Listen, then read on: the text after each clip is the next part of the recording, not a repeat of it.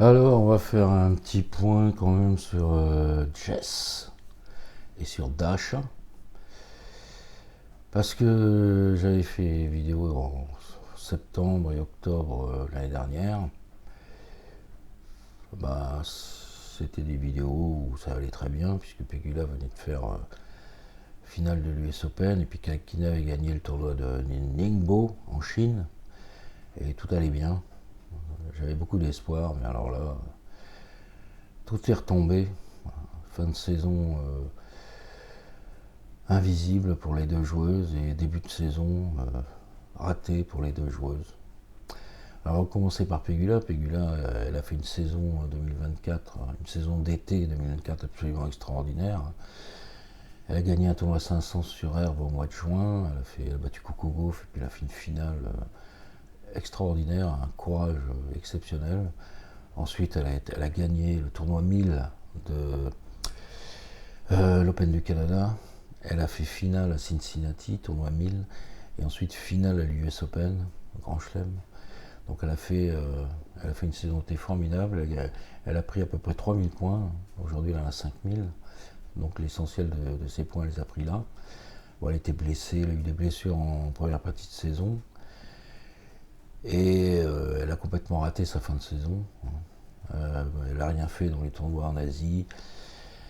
Elle est allée au Masters, elle a perdu ses deux premiers matchs, mais c'est rien du tout. Et puis elle a déclaré forfait pour le troisième. Bon, enfin voilà. Pegula, elle a changé d'entraîneur en janvier 2024. Elle a viré, comment il s'appelle, David Witt. Hein, elle l'a viré comme un malpropre, il faut bien dire, parce qu'elle l'a viré par mail.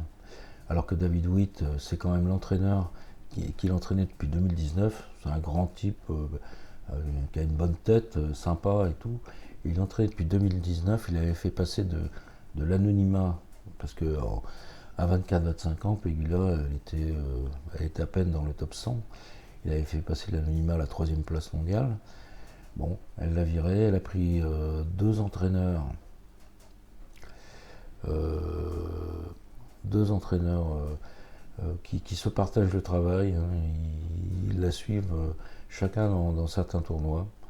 Mark Knowles et Mark McLean, des Australiens, anciens joueurs de double.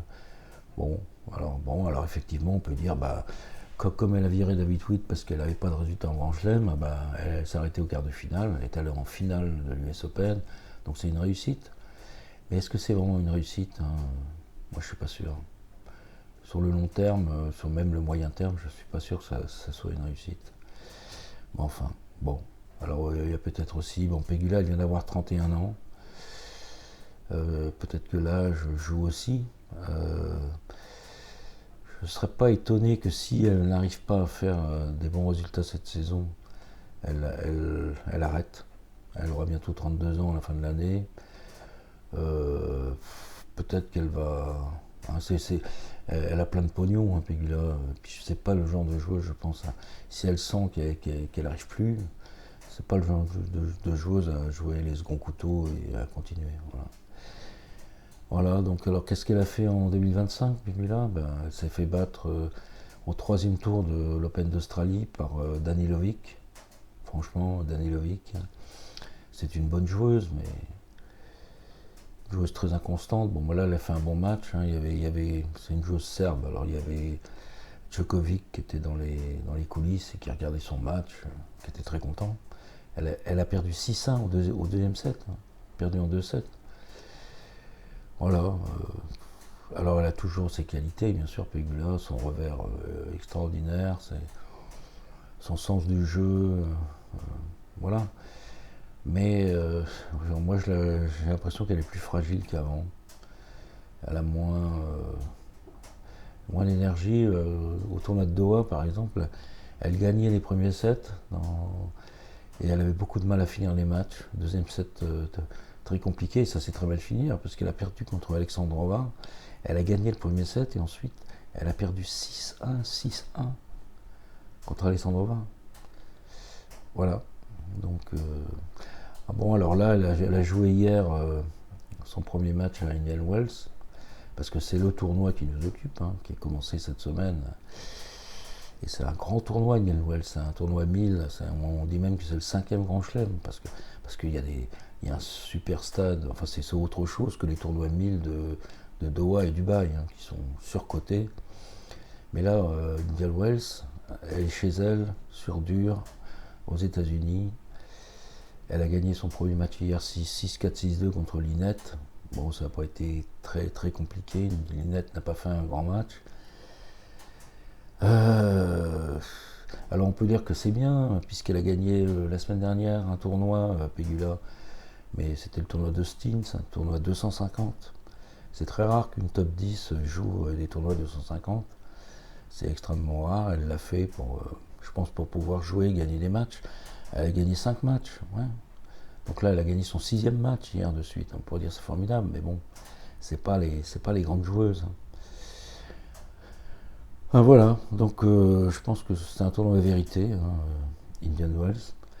Et là, elle va pas avoir la partie facile, parce que le prochain tour, elle rencontre, ce sera dimanche soir, Xan, comment elle s'appelle, Wang Xinyu. Wang Xinyu qui est la jeune joueuse, meilleure jeune joueuse chinoise derrière Zheng. Et Wang Xinyu l'avait battu Pegula l'année dernière à Wimbledon. Eh oui. Un match, une victoire sèche, hein, enfin nette, en 2-7. Je crois 7-6 au deuxième. Alors Wang Xinyu, elle n'a pas fait un bon début de saison. Mais on ne sait pas comment ça va se passer ce match. On verra. Et alors en plus, si elle bat Wang Xinyu, elle va rencontrer la vainqueur du match entre Collins et Svitolina. Aïe aïe aïe. Parce que soit Collins, bon on n'est plus Collins, et elle n'a pas joué depuis l'Open d'Australie, enfin je pense qu'elle fait du rap quoi.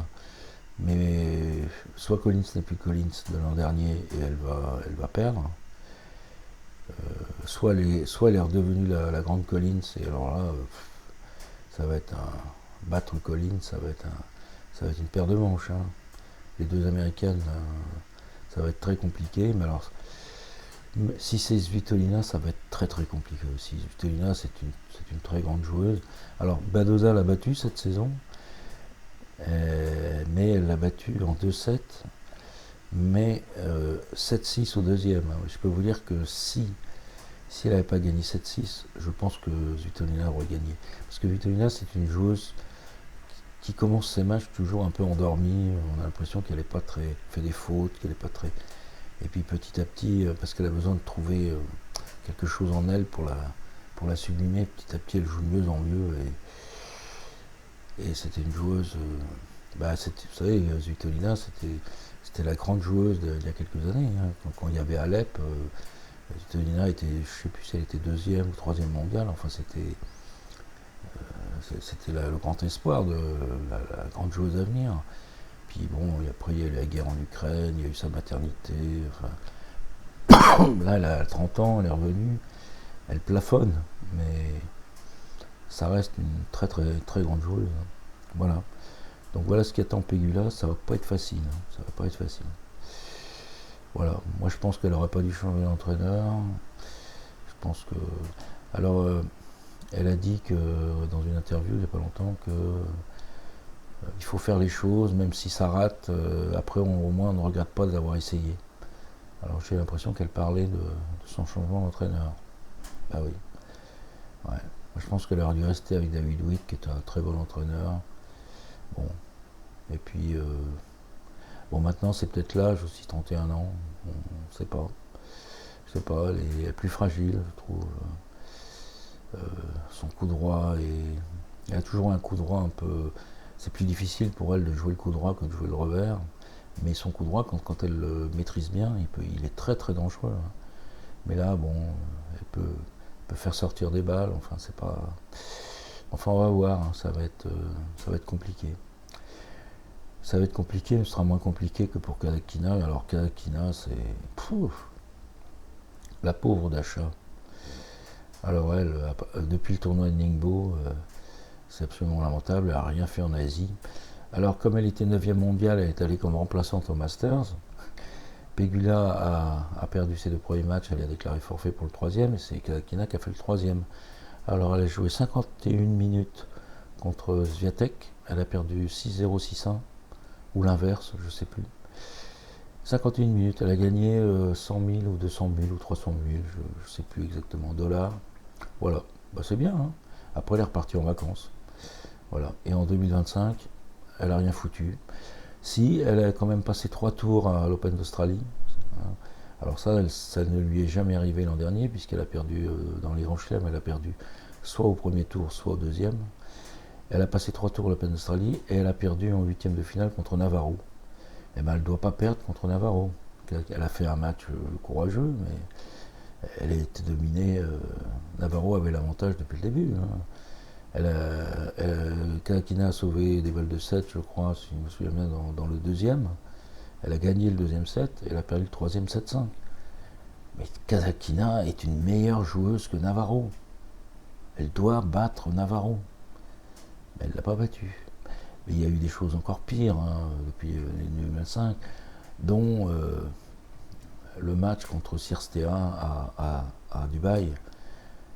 C'est lamentable, c'est lamentable. Elle a perdu 6-1, 6-4 contre une joueuse qui a 34 ans, qui en plus revenait de blessure. Mais c'est incroyable, quoi. Et Cirstea avait battu Kasatkina l'an dernier, c'était au mois de mars, sur un tournoi sur dur, pareil, 7-5, 6-2. Kasatkina menait 3-0, 4-2, premier set. Et elle n'a plus rien fait après, 7-5, 6-2. Et elle est arrivée sur le court là, à Doha cette année. Elle est arrivée complètement tétanisée, en victime, parce qu'elle savait qu'elle allait perdre contre Cirstea. Elle est arrivée perdante. Et là, on peut se demander, mais il fout quoi son entraîneur? Qu'est-ce qu'il fout Elle n'a rien changé par rapport au match d'avant l'année. Ça a été pareil, incapable de. Et elle a fait des fautes absolument incroyables. Voilà. Il n'y a rien eu de changé. Donc Kasatkina, c'est très très très mauvais. Très mauvais. Elle ne doit pas perdre contre une joueuse contre Cirstea. Mais elle perd. Elle perd parce que elle a un mauvais entraîneur, il faut dire. Il est très sympa son entraîneur. Il a l'air très cool. Mais elle l'a choisi exprès pour qu'il lui foute la paix. J'en ai déjà parlé. Bon. Kasatkina, c'est sa patineuse et puis son vlog, un truc complètement débile, un vlog d'une nullité crasse. Et pour elle, c'est plus important que le tennis. C'est ça qui est terrifiant, quoi. C'est terrifiant. Hein. La semaine dernière, il y a eu un tournoi 500 qui était nouveau, puisque l'an dernier, c'était un tournoi 250 en Mexique, à Mérida. Et ben, Navarro, Badoza, Schneider et puis je ne sais plus qui se sont précipités pour aller chercher des points. Kasatkina n'est pas allé. Hein. Et Schneider et Badoza ont disparu très vite. Badoza s'est blessé, elle ne joue pas à Indian Wells. Mais Navarro, elle s'est baladée. Et Navarro a pris 500 points. Kasatkina aurait pu prendre énormément de points. Là. Maintenant, elle est larguée. Kasatkina, au classement, elle est larguée. Elle est 9e mondiale. Elle est passée 12e mondiale. Et la 11e est 600 points devant elle. Elle a perdu. Je pense qu'elle a perdu toutes ses chances. Je l'espère que non, mais je pense, si on veut être réaliste, elle a perdu toutes ses chances de revenir un jour dans le top 10. Elle va avoir 28 ans. Et voilà, donc elle tranquille, elle fait le même. Elle va à Doha, elle perd des premiers tours, enfin le deuxième tour, puisqu'elle est exemptée de premier tour, elle perd contre Cirstea. Et maintenant, elle va venir perdre. Alors là, c'est pareil. Elle tombe sur le même genre de joueuse que Cirstea. Elle tombe sur Sofia Kenin. C'est ce soir. Vers 11h minuit. C'est ce soir. Sofia Kenin. Sofia Kenin qui l'a battue. C'est pareil que pour Cirstea. Qui l'a battue 6-3, 6-4 en octobre 2024. Après Ningbo. Ça va être pareil. Parce qu'elle va arriver dans les mêmes conditions. Kenin, c'est une joueuse. Même genre que CRTA, frappe à plat, ça va, elle joue vite, elle trouve les angles, c'est des choses comme ça, c'est une très très bonne joueuse, Sofia Kenin. Qu'est-ce qu'elle va pouvoir faire? Bah, elle va faire son jeu, c'est-à-dire des coups longs, placés, en attendant la faute, avec la faute qui ne vient pas, parce que c'est elle qui fait la faute, puisque elle se fait attaquer tout de suite, et puis elle n'arrive pas à tenir l'échange, elle n'arrive pas à envoyer. Ça va être pareil, voilà. Est-ce qu'elle a réfléchi à ce match? Je pense pas, tranquille. Elle pense qu'elle va gagner parce que effectivement, elle est meilleure que toutes ces choses-là. Mais elle est meilleure si elle réfléchit, si elle fait l'effort. Mais alors les gens disent qu'elle a grossi, qu'elle mange des hamburgers cette saison, qu'elle a trop mangé de hamburgers. Moi je trouve qu'elle est pareille que l'an dernier. Elle est toujours un peu boulotte, qui n'a pas cette question-là. Peut-être que physiquement, elle va avoir 28 ans, c'est peut-être ça aussi qui joue. Alors j'ai remarqué une chose, c'est que son frère, qui est son préparateur physique depuis des années, il n'est plus dans les tribunes. Alors est-ce qu'il fait plus partie du staff? Est-ce qu'il fait autre chose? Ou est-ce qu'il vient plus au match? Je ne sais pas. Je sais pas. Voilà. Elle a peut-être réduit son train de vie, parce qu'il faut bien la nourrir, la patineuse. Je sais pas. Voilà. Donc Kasatkina, c'est très important ce match de ce soir, parce que si elle perd, et il y a de fortes chances qu'elle perde, je pense que moralement, j'ai l'impression qu'elle s'en fout un peu. Quand elle perd, elle est triste pendant une demi-journée, puis après ça repart avec le vlog. C'est un peu triste, c'est un état d'esprit un peu triste, mais quand même, je pense que si elle perd ce soir, ça va être compliqué quand même. Alors la seule chance peut-être, c'est qu'il y ait du vent. Parce que il y a du vent, là. Hier il n'y en avait pas trop, mais avant-hier il y a pas mal de vent. S'il y a du vent, ça peut aider Kasatkina, parce que Kasatkina ça la dérange pas. Qu'il pleuve, qu'il vente, elle joue toujours pareil. Donc s'il y a du vent, je pense que ça gênera par contre Kenin, une joueuse assez légère finalement. Ça peut la handicaper. Mais bon, ça va être très compliqué. Donc ça va être très compliqué pour Pegula, ça va être très compliqué pour Kasatkina. Mais on croise les doigts parce qu'on y croit toujours. Parce que le génie, le talent, ça ne se perd pas malgré les difficultés, malgré l'âge qui avance. Ça reste et ça finit toujours par ressortir. Voilà, allez, soyons optimistes. Au revoir.